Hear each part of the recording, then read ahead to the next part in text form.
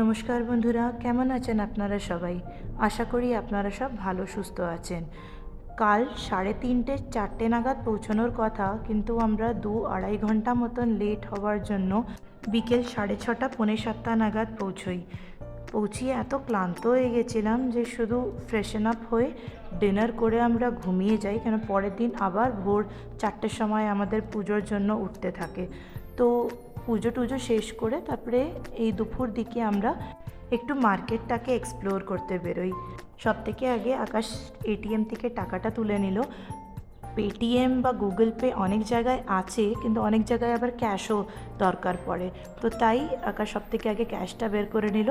আর এটিএমের সামনেই এমন অনেক স্টলস বা ঠেলা আছে যেখানে প্রচুর শিবের রিলেটেড জিনিস, যেমন শিবলিঙ্গ, শিবের মূর্তি, প্রচুর রকমের রুদ্রাক্ষের মালা, কমলগট্টার মালা, জপের মালা, এই সব জিনিস আছে। এই দেখুন, এখানে অনেক রকমের কড়ি, গোমতী চক্র, শালিগ্রাম পাথর, বড় শিবলিঙ্গ, ছোট শিবলিঙ্গ, রুদ্রাক্ষের ব্রেসলেট, শঙ্খ, অনেক রকমের নানান ধরনের কালারের, শেপের, ইভেন ডিফারেন্ট মুখী রুদ্রাক্ষ, তাছাড়া কপারের কচ্ছপ আর নানান ধরনের জিনিস ছিল।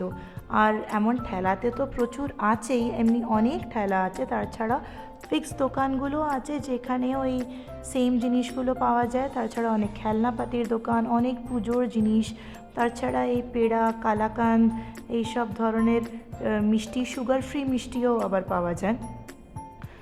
আর এই দেখুন, অনেক রকমের সব কুর্তা, ছেলেদের বাচ্চাদের পরার কুর্তা, যেটার মধ্যে জয় শ্রী মহাকাল বা শিবের মন্ত্র বা মহামৃত্যুঞ্জয় মন্ত্র এইসব লেখা থাকে।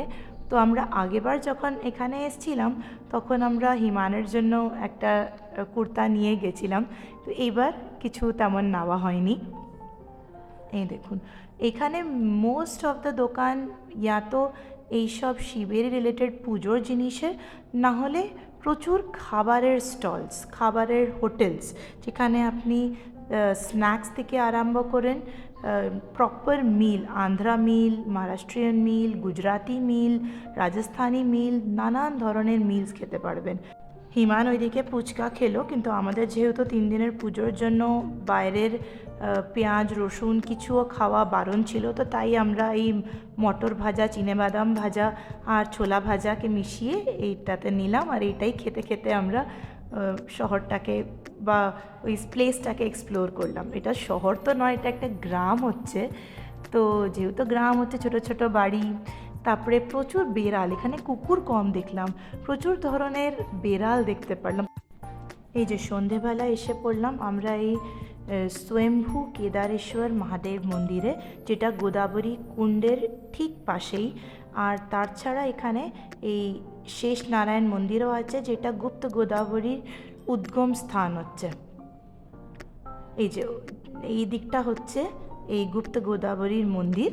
আর যারা এই কুণ্ডতে পুরো স্নান করে, এই যে এখানে ওদের কাপড় ছাড়ার, এই যে বস্ত্রান্তর গৃহ লেখা আছে, যেটা এখানে একটা বড় হল আছে যেখানে চেঞ্জ করা যেতে পারে, কাপড় জামা চেঞ্জ করে আপনি শুদ্ধ হয়ে আসতে পারেন।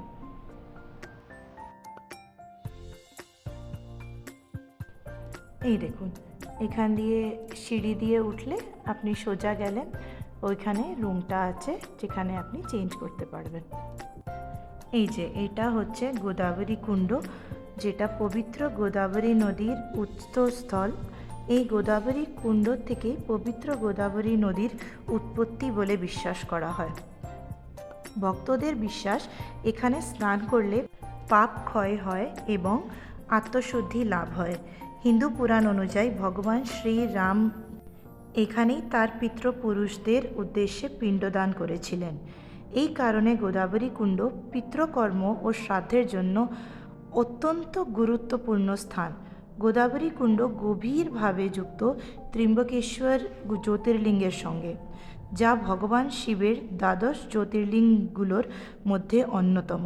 ভক্তরা সাধারণত শিব দর্শনের আগে বা পরে এখানে এসে প্রণাম ও স্নান করেন। কুম্ভমেলার সময় লক্ষ লক্ষ ভক্ত এই গোদাবরী কুণ্ডে পুণ্য স্নান করতে আসে। তখন এই স্থানটি এক বিশাল আধ্যাত্মিক মিলন ক্ষেত্রে পরিণত হয়। চারপাশে পাথরের ঘাট ও প্রাচীন স্থাপত্য এই স্থানের ঐতিহ্যকে আরও সমৃদ্ধ করে। এখানকার পরিবেশ শান্ত, পবিত্র এবং মনকে গভীর প্রশান্তি দেয়। তার সাথে এখানে একটা গণেশ আর বজরংবলীরও মন্দির ছিল। এই কুণ্ডর সেন্টারটা বেশ অনেকটা ডিপ হচ্ছে বলে ওটাকে চারিপাশে এই রেলিং দিয়ে ঘিরে রাখা হয়েছে। ওখানে রেলিংটা ক্রস করে যাওয়া একদমই অ্যালাউড নয়। আর এইদিকে দেখতে পাচ্ছেন এই একটা কালো দড়ির মতন আছে, এই লাইনটাই পেরোনো একদমই উচিত নয়। এই দড়িটার এই পারে থেকেই আপনাকে স্নান করতে হবে বা হাত মুখ ধোয়া যাই করা এই দড়িটার এই পার থেকেই করতে হবে, ওই পারটা একদমই যাওয়া অ্যালাউড নয়। আমরা তো সকালে হাত মুখ ধুয়ে এই কুণ্ডর দিকে গেছিলাম, কিন্তু টুইশা আর হিমার রুমেই ছিল, তাই এই সন্ধেবেলা ওদেরকেও নিয়ে এসে এই পবিত্র জল দিয়ে একটু হাত মুখ ধুয়ে নিলাম। আর এটা হচ্ছে সেই ওই কেদারেশ্বর মন্দির যেখানে শিব নিজের থেকে অবস্থিত হয়েছে, কিন্তু এখানে রেকর্ড করা একদমই অ্যালাউড ছিল না, তাই মন্দিরের বাইরের থেকেই আমি রেকর্ড করলাম। আর এটা ছিল আমাদের রুম, যেটা আমাদের গুরুজি আমাদের দিয়েছিল। ঢুকতেই এই সাইডে জুতো চটি খোলার জায়গা ছিল, তারপরে ঢুকেই এই রাইট সাইডে টয়লেট আর লেফট সাইডে ছিল বাথরুম, যেটা হচ্ছে টয়লেট আর এটা হচ্ছে বাথরুম। আর তারপরে এই রুমটা যেখানে কোনার একটা স্ল্যাব লাগানো, যেখানে আমরা ইলেকট্রিক কেটল আর মোবাইল চার্জারগুলো রেখেছিলাম। তাছাড়া দুটো ডাবল বেড, দুটো সিঙ্গেল বেড, মানে এখানে 6 জনেরও যদি ফ্যামিলি আসে আরাম করে কমফোর্টেবলি থাকতে পারবে।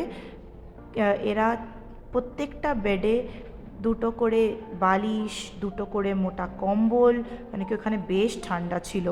তো যেহেতু আমরা ডিসেম্বর মাসে গেছিলাম, তো সব দিয়ে রেখেছিল। আমরা কি বেরোনোর দিন এটাকে রেকর্ড করেছি, তো তাই 3 দিন বাচ্চারা আমরা সবাই ছিলাম, তো রুমটার ভীষণই এলোমেলো অবস্থা, কিন্তু রুমটা বেশ ভালো ছিল। আর এই যে দুটো জানলার বাইরে এমন রড দেওয়া ছিল যেখানে আপনি কাপড় যদি কাচেন তো কেচে মেলতে পারে। আর দুটো বড় বড় জানলা, দেখুন প্রচুর ভেন্টিলেশন, পুরো দিনভর একটুও আলোর দরকার নেই, কোনো লাইট জ্বালানোর দরকার নেই। আমাদের গেস্ট হাউস থেকে বেরোলেই এই ব্রহ্মগিরি পর্বতের দর্শন হয়। এই সেই ত্র্যম্বকেশ্বর মন্দিরটি। ত্র্যম্বকেশ্বর মন্দির ভগবান শিবের দ্বাদশ জ্যোতির্লিঙ্গগুলির মধ্যে একটি। এই মন্দিরের সবচেয়ে বিশেষ বৈশিষ্ট্য হলো এখানে থাকা 3মুখী জ্যোতির্লিঙ্গ, যা ব্রহ্মা, বিষ্ণু ও মহেশ এই ত্রিদেবের প্রতীক। আপনাদেরকে এবার মন্দিরটা ভেতর থেকে দর্শন করাতে পারলাম না, যেহেতু 7 থেকে 8 ঘন্টার ওয়েটিং লাইন ছিল, কিন্তু কথা দিচ্ছি আসলে আপনাদেরকে নিশ্চয়ই ভেতর থেকে মন্দিরের দর্শন করাবো। এই মন্দিরের ঠিক পেছনেই অবস্থিত এই পবিত্র ব্রহ্মগিরি পর্বত, যা পশ্চিমঘাট পর্বতমালার অংশ। ত্র্যম্বকেশ্বর মন্দির, ব্রহ্মগিরি পর্বত ও গোদাবরী কুণ্ড, এই 3টি মিলিয়ে এক শক্তিশালী আধ্যাত্মিক ত্রিভুজ তৈরি হয়। চলুন এবার আমরা বাড়ির দিকে এগোই। আপনাদের যদি আমার ব্লগটা ভালো লেগে থাকে তো একটা লাইক আর কমেন্ট করে জানাবেন।